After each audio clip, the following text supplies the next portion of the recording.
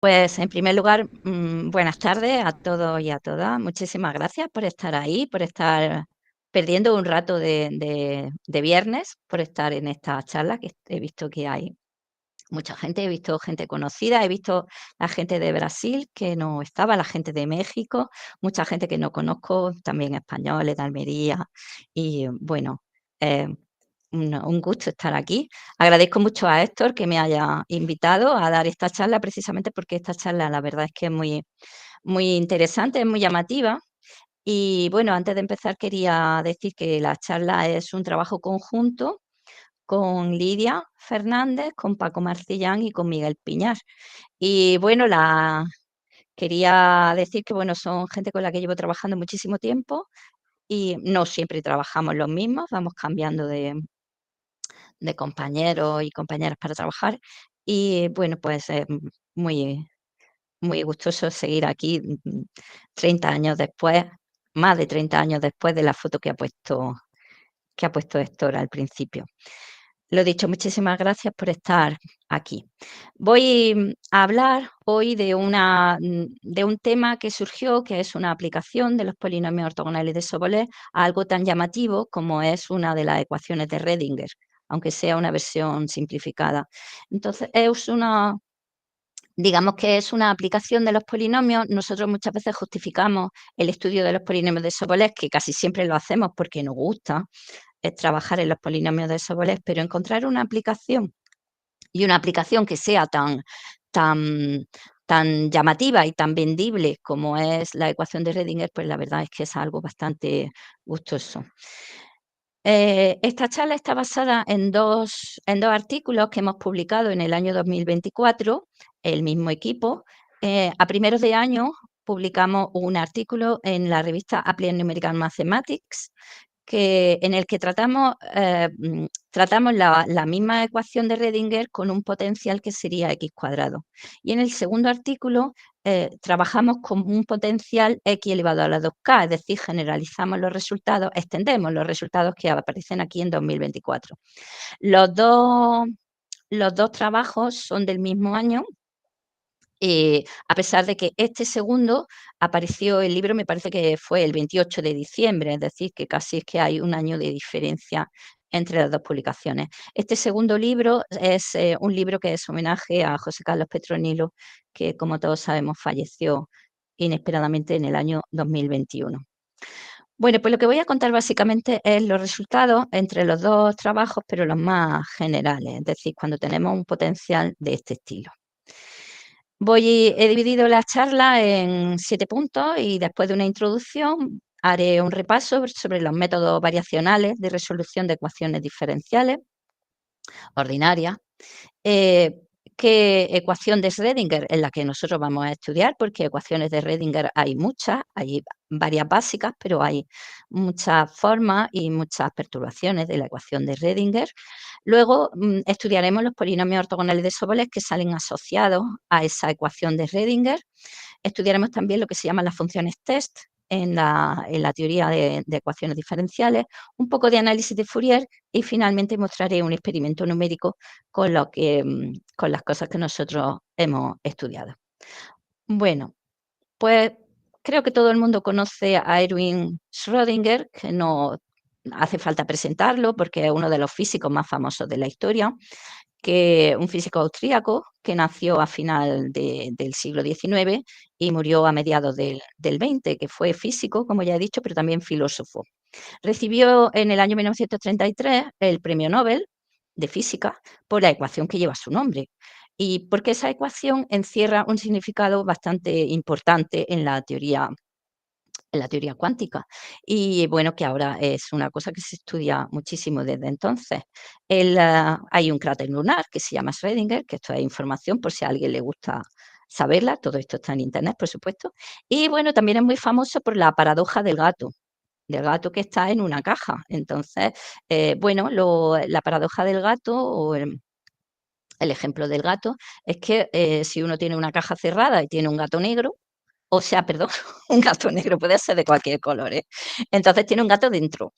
Entonces ese gato puede estar vivo y muerto a la vez, porque como no sabemos cómo está dentro, pues eso Schrödinger lo que quería era ilustrar un poco que muchas veces nosotros puede haber varios estados porque no sabemos qué es lo que está pasando. Y entonces hasta que no se abre la caja, no se sabe qué es lo que hay dentro. Y eso es algo bastante interesante y era un experimento mental en el que él quería mostrar qué significa. La paradoja del gato es famosísima y sobre todo también sale en The Big Bang Theory, que creo que todo el mundo conoce. Bueno, ¿qué ecuación de Schrödinger vamos a estudiar? La que vamos a estudiar es la estacionaria. Y entonces la estacionaria la considera porque se llama estacionaria porque la vamos a estudiar independiente del tiempo y por tanto resulta que el tiempo ya ahora mismo no es una variable, con lo cual vamos a tener una versión simplificada que para lo que nosotros queremos hacer por ahora, que es un primer acercamiento a esta teoría, pues nos va a venir bien. A ver si... ay, ahora. ¿Qué modeliza la ecuación de Schrödinger? Pues lo que modeliza es el oscilador armónico y lo que se estudia es la evolución de una partícula en mecánica cuántica en un contexto no relativista. Que eso parece un juego de palabras, pero en realidad eso es lo que se estudia. Y los físicos lo quieren estudiar como que es el análogo de la segunda ley de Newton, la fuerza igual a la masa por aceleración, pero para partículas microscópicas donde ya el, digamos que la física cambia un poco, como todos sabemos. La ecuación que vamos a estudiar es esta que acabo de poner. Es una ecuación diferencial de segundo orden, ordinaria, que aparece aquí arriba. La incógnita, por supuesto, es la función u, que va a ser 2 veces derivable. Tiene unas condiciones de frontera. Esas condiciones de frontera las ponemos en menos 1, 1 y las condiciones de frontera las consideramos cero, homogéneas.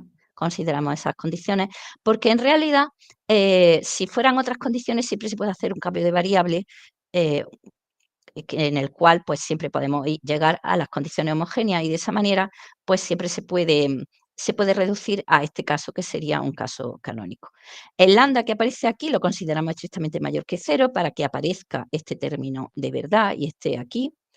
El V es lo que se considera el potencial. Usualmente ese potencial es estrictamente positivo o cero en algunos puntos, pero no es idénticamente nulo. Y f de x se considera el campo externo. Entonces, esta es la ecuación que nosotros queremos resolver. Y esta ecuación resulta que esconde detrás la teoría de polinomios de Sobolev, como vamos a ver ahora. Bien, ¿qué es el método de aproximación variacional? El método de aproximación variacional es un método de resolución de problemas de valores de frontera, como el que nosotros tenemos, y es un método que aparece tal cual en el libro de Ciarlet, que he puesto aquí en el pie de página, Introducción al análisis numérico matricial y la optimización, que es un libro de matemática avanzada, a nivel a lo mejor de quizá últimos cursos del grado o en máster, y que está editado del año 1988.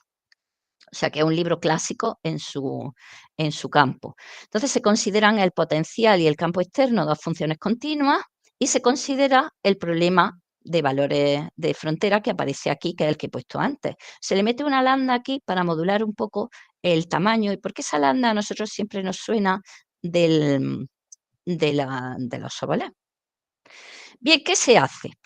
Yo voy a describir aquí o sea, lo que sería la teoría de la formulación variacional. Ahora mismo me voy a olvidar de todos los polinomios ortogonales y todas esas cosas. Ahora mismo esto olvidado. Primero, cuando uno quiere resolver una ecuación de este tipo, lo que se hace es definir lo que se llama un espacio vectorial de las funciones test. Son muy importantes esas funciones test porque permiten aproximar soluciones, porque normalmente esta ecuación, como es normal, no es fácilmente resoluble. Entonces, nosotros vamos a considerar el espacio vectorial de las funciones que son continuas entre menos 1 y 1, que satisfacen las condiciones de frontera que tenemos en nuestra ecuación y consideramos que v de x va a ser una función derivable en el intervalo, excepto quizás en un número finito de puntos, que los ponemos así ordenados, donde el primer punto lo consideramos menos 1, el último punto lo consideramos 1, de manera que la función restringida a ese intervalo abierto coincide con una derivada de una función. Y esa función sería de clase 1. Entonces, de esta manera, nosotros estamos buscando funciones test ahora mismo que son continuas y admiten una derivada primera a trozos, continua a trozos, aunque las soluciones las estamos buscando, se supone, de clase 2. Entonces, nuestra intención es restringir un poco las condiciones. Bien, ¿qué se hace? Bueno, pues se define todo esto, sigo con el libro estupendamente. Entonces, se considera que V es un espacio pre-hilbertiano y además es normado si consideramos el producto escalar que aparece aquí. Y este producto escalar ya nos está sonando muchísimo a los que somos de polinomios ortogonales, porque este producto escalar es un producto escalar de Sobolev. Y además es un producto escalar de Sobolev muy sencillo, el producto escalar Legendre. Es decir, tenemos aquí el producto de las dos funciones, que sería el producto escalar Legendre normal y corriente, y le sumamos el producto escalar de las derivadas primeras, también sin peso, con lo cual esto es un producto escalar muy sencillito, que es de los primeros productos escalares que aparecen en la historia, el producto escalar de Sobolev, obviamente. Entonces, ¿cómo se trabaja en el libro? Este es nuestro eso, y entonces lo que se hace es multiplicar toda la ecuación que aparece arriba por una función t. Se integra y entonces se trabaja un poquito. Así que tomamos la ecuación que aparece arriba, la multiplicamos por una función t de las que aparecen aquí y nos damos cuenta que este término, el primer término que aparece aquí, se le puede hacer integración por partes. Y entonces, trabajando en el primer término y haciendo integración por partes, porque la función v admite derivada primera a trozos, esta integral que aparece aquí, por supuesto, sería un sumatorio de las integrales, los trozos donde la v sea derivable. Entonces vemos que el término desintegrado, como lo llaman los alemanes a este término desintegrado vale 0 por las condiciones de frontera. Entonces este término ya no aparece y este segundo, que es el producto de las derivadas primeras, es lo que vamos a poner a la izquierda. Así que nos sale lo que se llama la formulación variacional. Así que esto hemos trasladado o hemos convertido la ecuación que aparece aquí arriba en una formulación variacional porque tenemos aquí a la izquierda es un funcional bilineal que aparece de esta manera y a la derecha aparece una transformación de la función f sin más que multiplicar por funciones test del espacio que había definido previamente. La parte de la izquierda se parece mucho a un producto escalar, entonces, de Sobolev. ¿Por qué digo que se parece mucho? Porque para ser de verdad un producto escalar de Sobolev, esta v hay que garantizar que sea positiva para que actúe como una función peso ahí. Y hasta ahora, en el libro que se maneja, en principio no tiene por qué serla. Bien, ¿qué hacemos? Pues lo que hacemos es, en vez de resolver la ecuación de arriba, que tiene una derivada segunda, intentamos resolver la formulación variacional. Y para eso hay unos resultados que aparecen también en el libro que nos hablan de la solución de esta formulación variacional. Es decir, en esta formulación variacional donde estamos poniendo funciones test, el objetivo es buscar esta u que satisface esa ecuación que aparece ahí, esa ecuación funcional.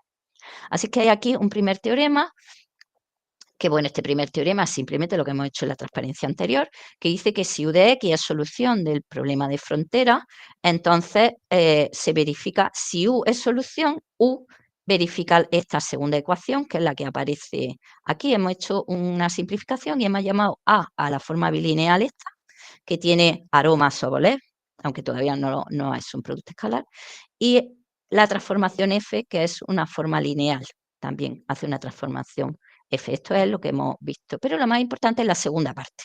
La segunda parte dice que una función del espacio de las funciones T es solución del problema variacional si y solamente si es el ínfimo de este funcional J que aparece aquí. Por cierto, que la demostración tampoco es muy complicada, es una demostración que se puede hacer de forma bastante sencilla.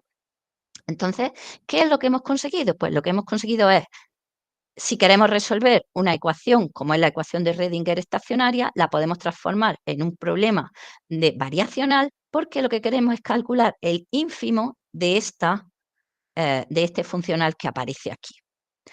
Así es que a partir de este teorema también sabemos que la solución es única, se puede demostrar porque es un ínfimo y estamos trabajando en un espacio vectorial y además existe solución y la solución es única. Así que bueno, pues podemos intentar resolver la formulación variacional y entonces luego volver a Redinger. Entonces, esto, como digo, no es nuevo, esto es algo que sí que se hace, lo que es nuevo es el enfoque que vamos a seguir haciendo. ¿Se trabaja en el espacio V, que es el espacio este de funciones test? Pues en realidad no. No se trabaja en V porque es un espacio de dimensión infinita. Así es que buscar una solución en un espacio de dimensión infinita es muy complicado. Entonces, lo que se hace es trabajar en subespacios vectoriales de V, es decir, subespacios de funciones test, pero de dimensión finita. Y entonces lo que nosotros tenemos que ver qué pasa si en vez de trabajar en todo el espacio, trabajamos en subespacios de dimensión finita de aquí. Y para eso viene en nuestra ayuda el teorema 2, que también viene en el libro.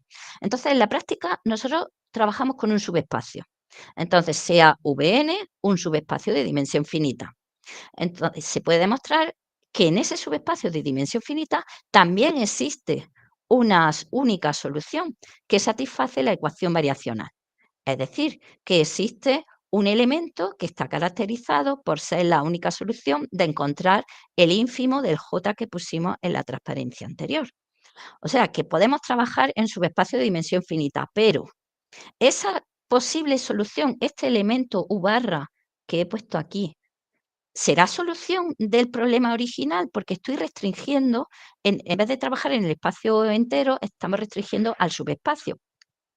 ¿Será interesante? Pues en eso viene en ayuda nuestro el apartado 3, que dice que la solución de nuestra formulación variacional en todo el espacio y la solución que estoy buscando en el subespacio de dimensión finita, es, o sea, la que hemos encontrado en el subespacio de dimensión finita es la más cercana de las que podría encontrar en dicho subespacio.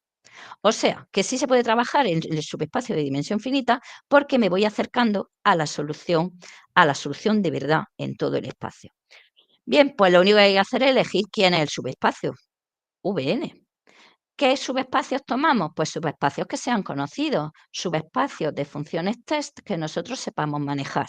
Y vamos a aproximar soluciones por esos subespacios. Por ejemplo, ¿qué es lo que se utiliza? Por supuesto, polinomios, que es nuestro objetivo y lo que nosotros vamos a trabajar. Pero, por ejemplo, en este caso también se trabaja con funciones spline. Entonces, se trabajan con funciones spline de clase de grado, las funciones lineales de grado 1 o de grado 2 que cumplen las condiciones de ser funciones test. Es decir, no tenemos por qué restringirnos a los polinomios, pero en este caso sí lo hacemos porque nosotros vamos a utilizar toda nuestra teoría y todo lo que sabemos de polinomios ortogonales aquí. Bien, pues nada, intentamos ver cómo se calcula. Entonces, pues nada, tenemos nuestro subespacio que es de dimensión finita y como es de dimensión finita, tiene una base y esa base pues nos servirá para calcular ese, esa aproximación a la solución.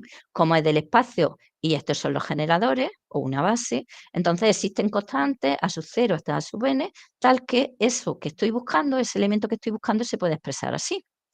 Y lo que hace falta, si conocemos la base, por supuesto, es encontrar esos coeficientes. ¿Qué es lo que tenemos que hacer? Pues utilizar que esta U que nosotros estamos buscando, U barra, queremos que sea solución de la formulación variacional. Así es que en vez de, esta sería la formulación variacional, y en vez de multiplicar por cualquier elemento del espacio, como todos sabemos en teoría de aproximación, basta con multiplicar por los elementos solamente de la base, y entonces nos sale un sistema de ecuaciones y ese sistema de ecuaciones que aparece aquí es un sistema que es de dimensión adecuada, n más 1 por n más 1. Esta A que aparece aquí es esto que parece un producto escalar de Sobolev y la F es la transformación por medio de las funciones test que estamos tomando, porque esta base es de funciones test también que estamos siempre trabajando ahí.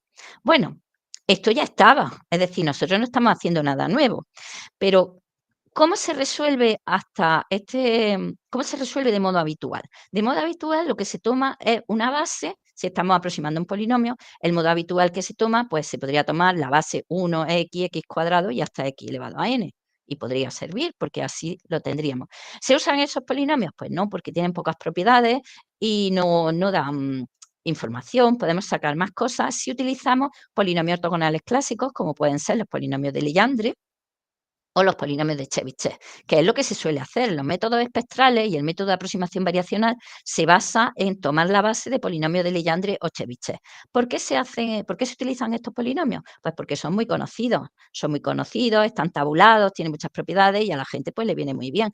Pero claro, si metemos aquí lo que sabemos de polinomios ortogonales de Sobolev, nos estamos dando cuenta que si el potencial es positivo, esto es un producto escalar el A que aparece aquí es un producto escalar y entonces esto puede ser mucho más simple, porque si utilizamos polinomios que son ortogonales con respecto a esto, suponiendo, claro está, que la v sea positiva, entonces resulta que lo que nos queda es un sistema diagonal y al tener un sistema diagonal por ortogonalidad, esto cuando hacemos A de un producto de dos elementos que sean ortogonales entre sí, esto se nos queda un sistema diagonal y los coeficientes aparecen despejados. Así que digamos que la resolución del sistema de ecuaciones será mucho más fácil si conocemos una base de polinomios que sean ortogonales con respecto a la forma bilineal A que aparece aquí abajo.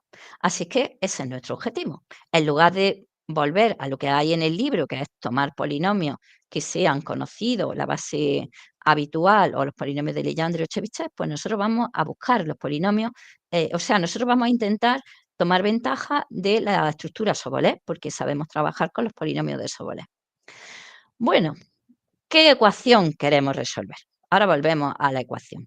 Esta es la ecuación que queremos resolver y le hemos puesto este potencial. El potencial va a ser x elevado a la 2k con k mayor o igual que 1. Esto es un potencial que es simétrico en el intervalo menos 1, 1 y además es positivo excepto en el punto 0. Es decir, que como el potencial es positivo, lo que nos va a salir de forma bilineal en el método variacional es un producto escalar. Además, esta ecuación aparece cuando en, en textos que estudian la, la, la ecuación de Redinger. Y este potencial, bueno, no solo puede ser esta potencia que aparece aquí, puede ser muchas cosas que, que hay. Bueno, pues si hacemos la formulación variacional, tenemos este producto de Sobolev, esta es la forma bilineal que teníamos antes. Ahora, este sería el potencial que aparece como peso, pero aparece en el primer sumando, que eso sí que da una cosa interesante, porque normalmente nosotros en los proyectos de Sobolev o no tienen peso ninguno de los dos, o el peso normal, o un peso se suele poner en el segundo, o hay peso en los dos, pero en general ponerle solamente peso al primer sumando suele ser un poco extraño. Y el lambda además sale en el sumando también que no tiene derivada. Así que eso es lo que nosotros queremos hacer. Y entonces, ¿qué hacemos? Pues vamos a estudiar los polinomios de Sobolev asociados a este producto escalar. Entonces, como nosotros somos de polinomios, decimos from, un producto escalar, Sobolev, maravilloso. Entonces, vamos a ortogonalizar la base de gran en mí y nosotros vamos a sacar nuestros polinomios de Sobolev, los que sabemos hacer, los vamos sacando de aquí y los determinamos. Pero una vez que calculemos esos polinomios de Sobolev, ¿nos sirven para resolver la ecuación que hay arriba? Pues no, no nos sirven. ¿Por qué? Porque para resolver la ecuación de arriba nosotros lo que necesitamos son polinomios de Sobolev, pero que satisfagan la condición de frontera, es decir, que sean a la vez funciones test. Y entonces hay otra familia, que es la segunda familia de polinomios, que podemos ortogonalizar, pero estos polinomios que aparecen aquí van a surgir de ortogonalizar esta base que va multiplicada las potencias estándar, las potencias de la base canónica, van multiplicadas por x cuadrado menos 1 para que así consigamos que menos 1 y en 1 valga 0. Y vosotros diréis, ahí faltan dos polinomios. Claro, los polinomios, el 1 y el x. Pues el 1 y el x al, se añaden a la base y entonces, bueno, pues tenemos nuestras funciones test que aparecen aquí. Entonces, durante todo el trabajo nosotros jugamos con dos familias. Primero, la que es ortogonal estándar, que va vista desde el punto de vista de la teoría de polinomios ortogonales, y la segunda, que aparte de ser ortogonal, además satisface las condiciones de frontera y por tanto son funciones test y nos permitirán aproximar la solución que aparece aquí. También resulta que todas estas familias de polinomios están relacionados con los polinomios de Riemann-Bauer. ¿Por qué? Pues una cosa que creo que no he dicho todavía es que nosotros estamos trabajando en un intervalo simétrico que es menos 1, 1. Todos los productos escalares y todas las integrales que aparecen aquí y además el potencial también son funciones simétricas. Entonces, eso va a facilitar los cálculos después. Entonces, los polinomios de Gegenbauer son polinomios que también son simétricos y además están muy relacionados también con estas dos integrales que aparecen aquí. Así que nos saldrán en nuestro estudio. También nosotros estudiamos la asintótica relativa. Eso es una cosa que calculamos, la asintótica relativa entre los polinomios de Sobolev y los polinomios de Gegenbauer. También pudimos estudiar los polinomios de Fourier-Sobolev en ambas familias que aparecen aquí. Y bueno, pues el experimento numérico que voy a mostrar ahora. Bien, ahora hacemos un pequeño inciso simplemente para recordar un poco los polinomios de Gegenbauer. Trabajamos con mónicos, pues porque, bueno, para que todas las familias sean de la misma manera y porque en algunos momentos vamos a utilizar el algoritmo de ortogonalización de Gran-Smith y entonces nos resulta más fácil ortogonalizar la base canónica 1x hasta x elevado a n y por eso trabajamos con mónicos, pero daría igual con quién trabajáramos. Recordemos que los polinomios clásicos de Gegenbauer son polinomios que son ortogonales con respecto a este producto escalar con la función peso que aparece aquí. Está la función peso estándar, donde este mu es un parámetro que es estrictamente mayor que menos un medio. Y es estrictamente mayor que menos un medio para garantizar la convergencia de estas integrales, que eso es muy importante porque si no, no podemos trabajar con la ortogonalidad. Estos polinomios están súper bien estudiados y estos polinomios que aparecen aquí tienen una expresión hipergeométrica explícita que aparece aquí, donde estamos trabajando con factoriales y con símbolos de Pochhammer. Está aquí todo. Y bueno, nos fijamos que son polinomios que son, si el grado es par, son funciones pares, y si el grado es impar, son funciones impares.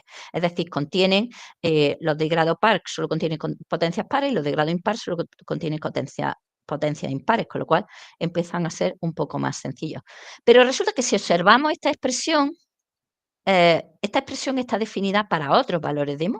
Entonces, aquí va a intervenir aparte de los polinomios de Legendre mónicos, que se llaman Pn en todos los libros, que son cuando este peso vale 1, y esto ya empieza a estar relacionado con lo que teníamos antes, tenemos los polinomios generalizados de Gegenbauer que van a jugar un papel muy interesante.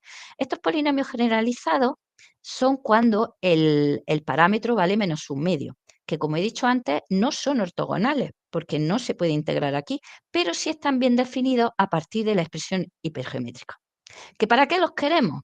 Bueno, estos polinomios, por supuesto, no nos los hemos inventado nosotros. Estos son tan antiguos que salen ya en el libro de Sego, en el año que publicó, en el año 33, luego se reeditó en el 77, creo, y bueno, pues siguen ahí y ya se estudiaban de muy antiguo. O sea que estos polinomios que en realidad no tienen propiedades de ortogonalidad estándar, aunque tienen algunas otras, pero estándar no, satisfacen propiedades muy interesantes. Por ejemplo, estos polinomios que aparecen aquí tienen un 0 en 1 y un 0 en menos 1, con lo cual para hacer funciones test sí que nos van a servir.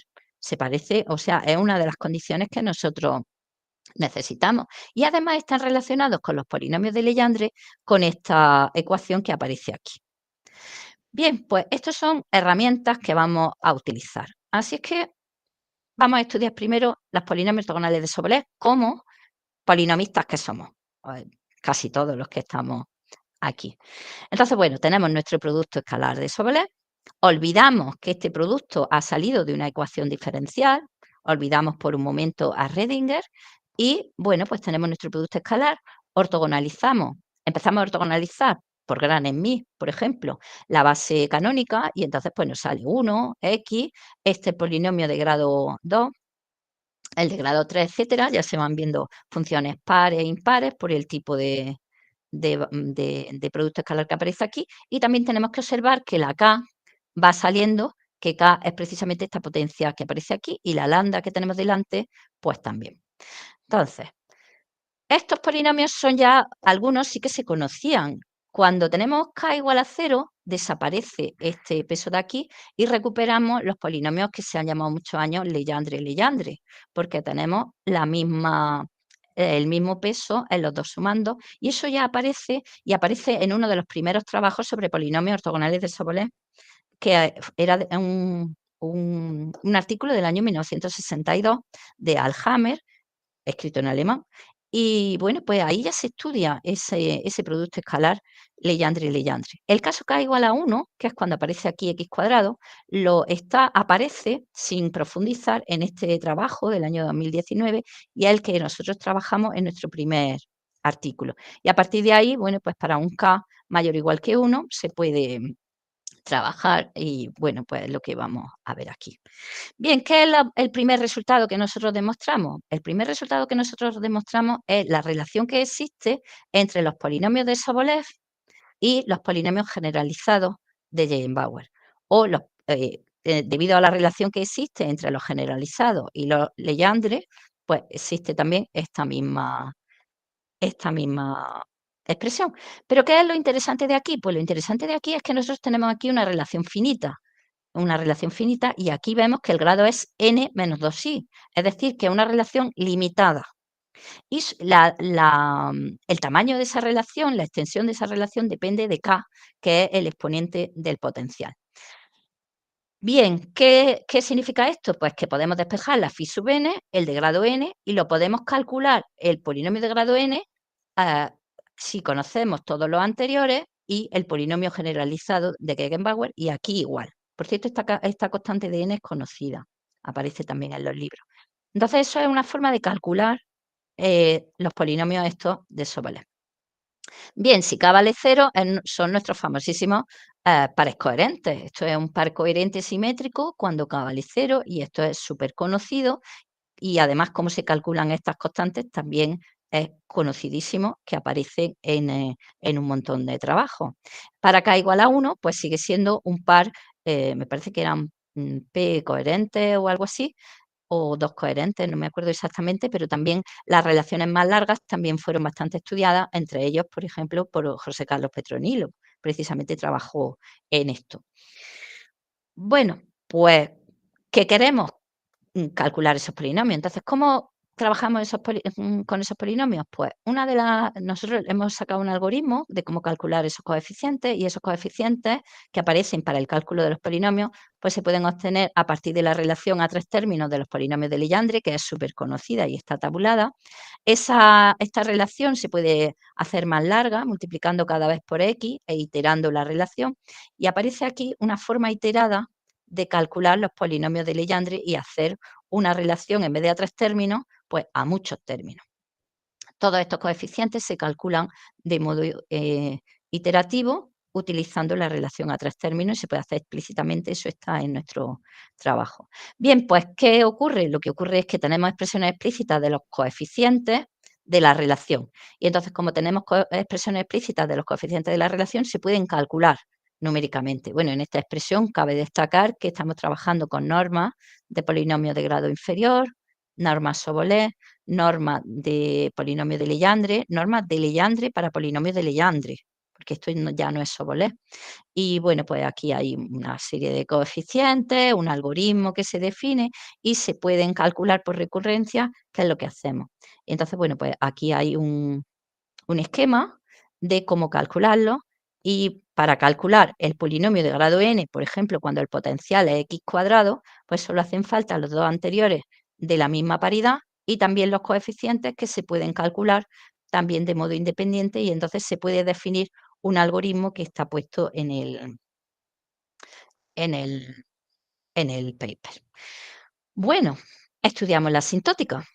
Entonces, la asintótica es algo que, bueno, pues es bastante interesante, porque, bueno, hemos podido calcular la asintótica entre los polinomios ortogonales estos de Sobolev, que dependen de k. Recordemos que era el potencial en la ecuación, pero también en la función peso en el producto escalar de Sobolev. Entonces, la asintótica de las normas, aquí aparece un n cuadrado, la norma Sobolev partido por la norma Legendre vale 1. Es decir, que asintóticamente con un n cuadrado aquí son equivalentes. Cuando ponemos dos de distinto grado Sobolev, la asintótica, la ratio asymptotics, vale 1/4. Cuando ponemos aquí, tenemos que observar que este polinomio que aparece aquí, hemos dicho que no era ortogonal, es el generalizado. El generalizado, por supuesto, la norma la calculamos, no tiene producto escalar asociado, sino que lo que tiene lo calculamos con lambda, con el producto escalar de Sobolev, y este cociente, esta comparación, es 1 partido por 16. ¿Pero qué es lo más interesante? Pues lo más interesante es que esta asintótica no depende de k, es decir, no depende del potencial, y además no depende del lambda. Con lo cual, es bastante, bueno, desde mi punto de vista, es muy interesante el que esas dos constantes, que parece que van a definir el producto escalar y que influyen en el tamaño, digamos, en el tamaño o en la forma que tiene la función peso o el potencial después, no son importantes aquí.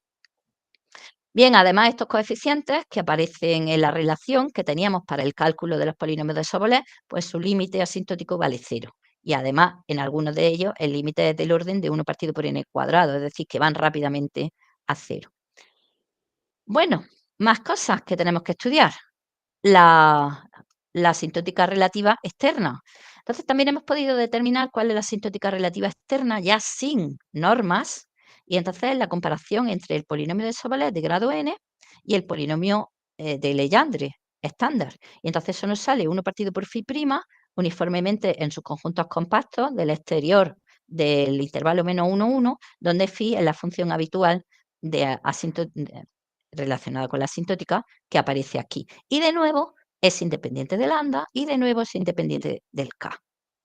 Así que eso es un resultado también bastante interesante. Pero como he dicho antes, eso es desde el punto de vista de los polinomios, es decir, de los polinomistas que somos. Pero ahora vamos a intentar resolver la ecuación.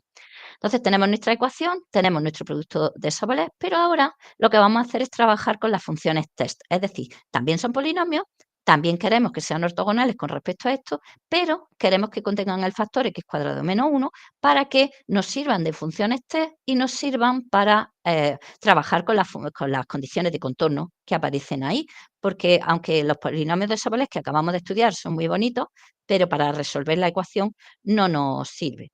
Así que si trabajamos, estos queremos que sean ortogonales, los metemos en el producto de Sobolev que aparecen arriba, hacemos cálculos y entonces observamos que aquí tenemos un sumando con las derivadas, bueno, ahí transformando y jugando con las derivadas.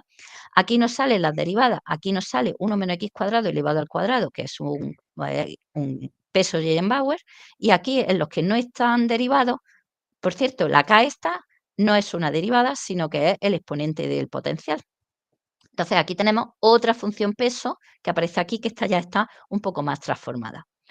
Bien, pues en estos nuevos polinomios, pues podemos poner que los Pn3 medios son los polinomios de Gegenbauer asociados al peso, me parece que es 1 menos x cuadrado, porque le resto 1 que son exactamente, asociado al peso 1 menos x cuadrado. Pues también se puede expresar con una expresión finita de los polinomios estos que aparecen aquí, multiplicados por 1 menos x cuadrado. Y el algoritmo de cálculo de estos coeficientes es muy parecido, es completamente similar al que teníamos antes. Bueno, un poquito de análisis de Fourier, porque claro, ahora ya que tenemos esos polinomios, queremos saber cómo resolver. Bien, nosotros ya estamos con nuestra ecuación y tenemos nuestros polinomios test, que son polinomios ortogonales Sobolev y que además nos sirven de test para resolver la ecuación. Ahora sí queremos volver a resolver la ecuación y nuestra solución, u de x, va a tener un desarrollo en serie de potencias de esta forma, utilizando aquí las funciones test. Y ya sabemos que los coeficientes correspondientes, utilizando el producto escalar asociado, pues son el cociente que aparece aquí, es multiplicar la propia función por el polinomio y abajo pues la norma correspondiente. Aquí este u, por cierto, que es precisamente lo que yo quiero calcular, así que esto formal sí sirve, pero para cálculo poco.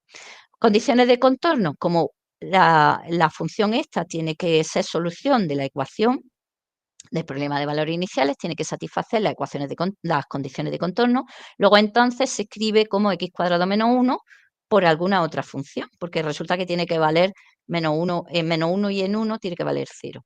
Así que si se escribe así, haciendo un sencillo cálculo, pues resulta que los coeficientes de Fourier de la función u son los mismos que utilizando los productos escalares asociados y haciendo las cuentas, salen los mismos coeficientes de Fourier para la segunda función que es v. Luego entonces, en lugar de calcular estos que aparecen arriba, calculamos estos que aparecen abajo, que al fin y al cabo son los mismos, y podemos perfectamente determinar la función v de x multiplicadas por x cuadrado menos 1. Pero insisto en que esto en la práctica no es práctico porque, claro, yo tendría aquí que saber quién es la función u o quién es la función v, pero esto no nos sirve para resolver. Lo que nos sirve para resolver es el sistema de ecuaciones que puse en una ecuación, en una transparencia muy atrás.